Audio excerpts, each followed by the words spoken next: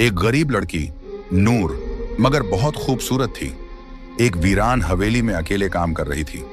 उस हवेली में एक जिन्न कई 100 साल से किसी खूबसूरत लड़की की तलाश में था। जिन्न ने नूर को दौलत का लालच दिया और उसकी मोहब्बत में सब कुछ भूल बैठा। जो उसने उस मासूम लड़की के साथ किया, उसे देखकर आपकी रूह कांप जाएगी। जिंदगी किसी परी जैसी नहीं थी। उसके चेहरे पर मासूमियत और आंखों में रोशनी तो थी, लेकिन हालात ने उसकी मुस्कुराहट चुरा ली थी। उसका हर दिन एक जद्दोजहद था। बीमार माँ की देखभाल, खाली बर्तन, टूटी हुई छत और दिल में पलती उम्मीद की लौ। नूर की माँ फातिमा बीबी एक नेक दिल औरत थी, मगर पिछले 4 सालों से बीमार बिस्तर पर पड़ी थी। शरीर जर्जर, दवा के पैसे नहीं और कोई करीबी रिश्तेदार पास भी नहीं आता था। घर के खर्च का कोई जरिया नहीं था। कई रातें यूं ही भूखे पेट गुजर जाती, मगर नूर कभी भी अपने रब से शिकवा न करती। में बहुत से लोगों ने उसे बुरे रास्तों की सलाह दी। कुछ ने शादी का लालच दिया तो कुछ ने नौकरानी बनाने की पेशकश। बट नूर हर बार सिर्फ एक जवाब देती, मेरे रब ने जो लिखा है वही बेहतर है, मैं अपना सब्र नहीं बेच सकती। फिर एक दिन गांव की एक बूढ़ी औरत ने उसे बताया कि जंगल के किनारे एक वीरान हवेली है, जहां सालों से कोई टिकता नहीं, मगर अब मालिक लोग शहर में हैं और वहां काम करने वाले की जरूरत है। मेहनत का अच्छा पैसा मिलता है। नूर ने माँ की आंखों में झांक कर देखा, कमजोरी, दर्द और बेबसी। उसने फैसला कर लिया और निकल पड़ी एक ऐसे रास्ते पर जहां उसके सब्र और ईमान की सबसे बड़ी आजमाइश होने वाली थी। जिस हवेली की तरफ नूर रवाना हुई थी, उसका नाम था शमसी हवेली, जो कभी जमींदार नवाब जैनुल आबिदीन शमसी की रिहाइश हुआ करती थी। लगभग 100 साल पहले यह हवेली गांव की सबसे आलीशान इमारत थी।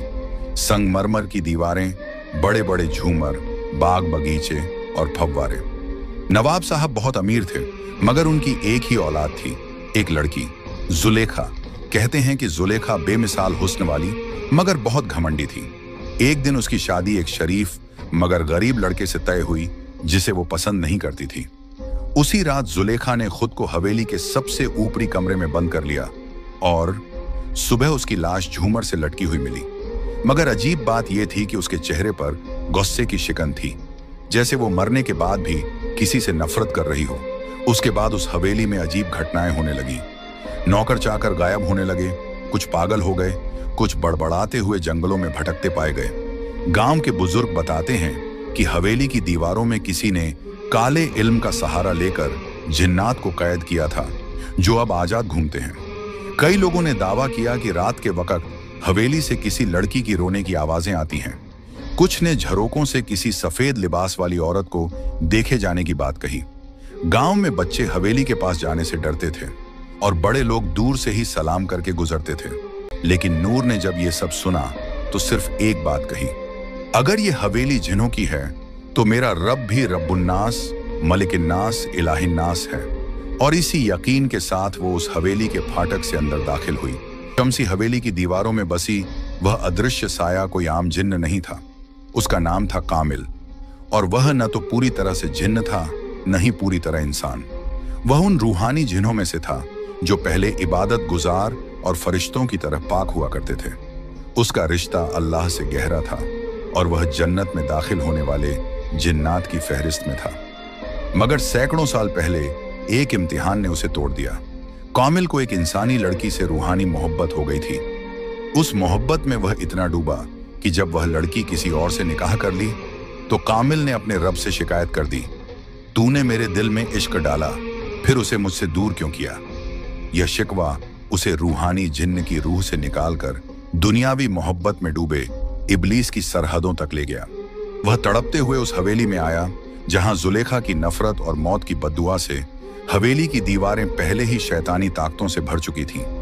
वहां कामिल सालों तक अकेला भटकता रहा, एक ऐसी रूह जो मोहब्बत के नाम पर टूटी हुई थी। जब नूर पहली बार हवेली में दाखिल हुई तो उसकी आवाज, उसकी तिलावत, उसका सब्र, ये सब कामिल के उस टूटे हुए वजूद में सुकून की तरह उतरने लगे। वो हर रोज छुपकर उसे देखता। कामिल के लिए ये कोई आम लड़की नहीं थी। ये मोहब्बत जिस्मानी नहीं थी, बल्कि उसके रूह के उस खाली हिस्से को भर रही थी जो सदियों से तन्हा था। मगर एक जिन्न का इंसान से इश्क, और वो भी अल्लाह की बंदी से। क्या यह मोहब्बत पाक थी या फिर से एक गुनाह की शुरुआत?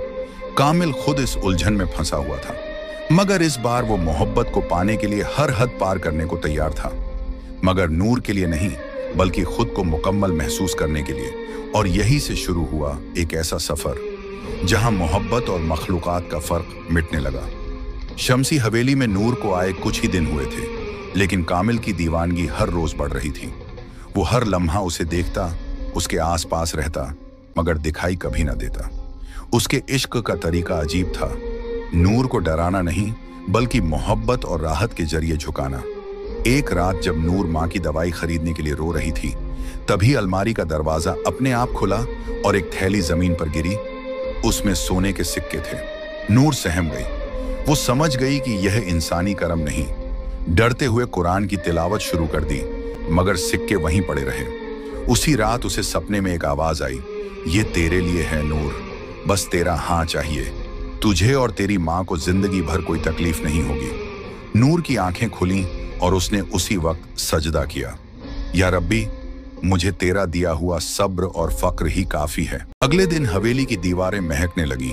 बिस्तर पर रेशमी चादरें, टेबल पर गुलाब और माँ की दवाइयाँ खुद ब खुद आ गईं। नूर ने सब कुछ हटाया, कुरान की सूरह बकराह की तिलावत की और सख्ती से कहा, अगर ये सब किसी छुपे मखलूकन की तरफ से है तो सुन ले, मैं अल्लाह की बंदी हूँ, किसी और की नहीं। ये पहली बार था जब कामिल को किसी इंसान ने इतने सब्र, यकीन और खुददारी से इनकार किया।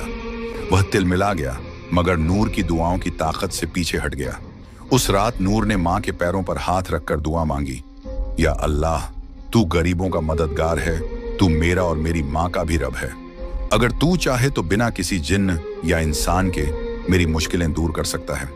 गांव नूराबाद की मस्जिद के पास एक पुरानी नीम के पेड़ की छांव में बैठा एक बुजुर्ग अक्सर तस्बीह घुमाता रहता था। उसका नाम था हाफिज इब्राहिम। उम्र 65 साल, मगर आंखों में रोशनी और दिल में वो जज्बा था जो जवानों को भी मात दे दे। एक रात जब वो तहज्जुद के वक्त नमाज में मशगूल थे, उनके दिल में एक बेचैनी सी हुई, जैसे किसी पाक रूह को मदद चाहिए। उन्होंने उसी वक्त साजो सामान समेटा, कुरान पाक और रूहानी किताबें उठाईं और हवेली की तरफ रवाना हुए। नूर उन्हें देखकर चौंकी।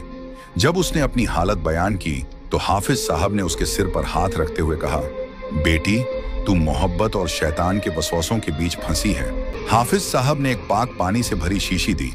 उन्होंने कहा, इस पानी को हर कमरे में छिड़क देना, ये जिन्न की आग को ठंडा करती है। कामिल, जो दीवारों के पीछे से सब देख रहा था, पहली बार खुद को कमजोर और डगमगाता हुआ महसूस करने लगा। उसके लिए ये सिर्फ एक हाफिज नहीं, बल्कि एक रूहानी योद्धा था, जो सिर्फ अल्फाज नहीं, कलामुल्लाह की रोशनी से लड़ रहा था।